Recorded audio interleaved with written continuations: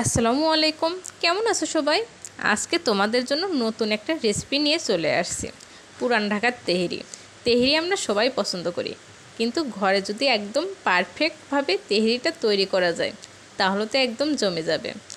আজকে তোমাদের দেখাবো কিভাবে ঘরে পারফেক্ট একটা তেহেরি তৈরি করা যায়। চলো কথা না বাড়িয়ে আজকের রেসিপিটা শুরু করি। তেহেরি রান্নার জন্য যতটুকু চাল নেব ঠিক ততটুকুই মাংস নিতে হবে, তাহলে তেহেরিটা মজা লাগে। আমি এখানে 200 গ্রাম চালের তেহেরি রান্না করব, সেই সাথে 200 গ্রামই মাংস নিয়েছি, যেন মাংস আর চালের মিশ্রণটা একদম পারফেক্ট হয়। আমি এখানে হাফ চামচ আদা রসুন বাটা, আর সেই সাথে মাংসের জন্য পরিমাণ মতো লবণ, আর সেই সাথে হাফ চামচ মরিচের গুঁড়া, সব কিছু একসাথে ভালোভাবে মাংসের সাথে মিক্স করে নেব। তেহেরি রান্নায় কিন্তু খুব বেশি মশলা লাগে না, আর অবশ্যই এখানে হলুদের গুঁড়োটা ব্যবহার করা যাবে না।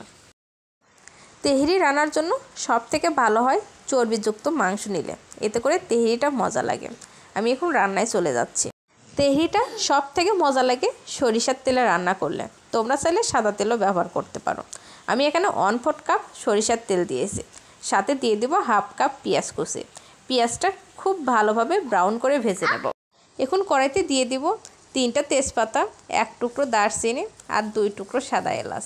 সবগুলো একসাথে ভালোভাবে তেলের সাথে মিশিয়ে নেব। পেঁয়াজটা যখন ভালোভাবে ভাজা হয়ে যাবে তখন ম্যারিনেট করা মাংসগুলো পেঁয়াজের মধ্যে দিয়ে দেব, দিয়ে নাড়াচাড়া করে পেঁয়াজের সাথে খুব ভালোভাবে মিশিয়ে নেব।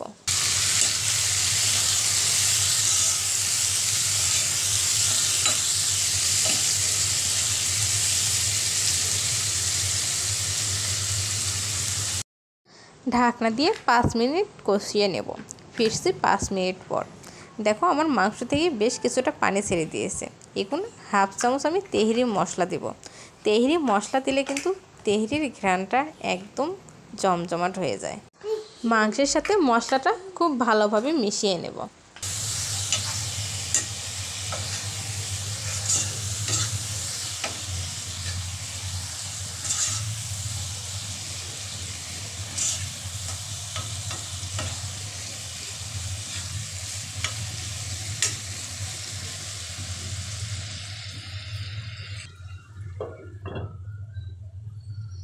মাংসটা যখন খুব ভালোভাবে কষানো হয়ে যাবে তখন মাংসটা সিদ্ধ হওয়ার জন্য কিছুটা পানি দিয়ে দিব। এখানে আমি হাফ কাপের মতো পানি দিয়েছি। পানিটা কিন্তু খুব বেশি প্রয়োজন নেই, যেহেতু মাংসগুলো ছোট ছোট পিস করে কাটা হয়েছে, সেহেতু অল্প পানিতেই মাংসগুলো সিদ্ধ হয়ে যাবে। এখন আমি মাংসর ঝোল শুকিয়ে ভালোভাবে সিদ্ধ করে নেব। মাংসর ঝোল শুকে মাংসটা একদম কালো ভুনার মতো হয়ে গেছে। যেহেতু আমি সরিষার তেলে রান্না করেছি এই জন্য ফেনা ফেনা হয়েছে। এখন আমি 200 গ্রাম বিরিয়ানির চাল ধুয়ে পানি নিংড়ে দিয়ে দেব। বিরিয়ানির চালটা কিন্তু অবশ্যই 30 মিনিট ভিজিয়ে রাখতে হবে। এখন বিরিয়ানির চালটা মাংসের সাথে খুব ভালোভাবে মিশিয়ে নেব।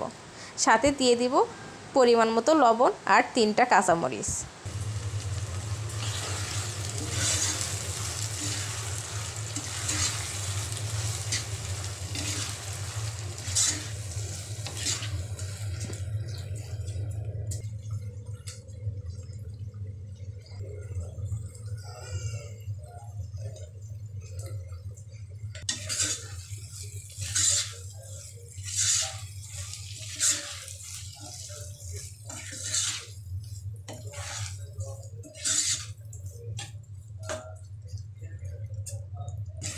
চালটা আমি খুব ভালোভাবে 5 থেকে 10 মিনিট ভেজে নেব।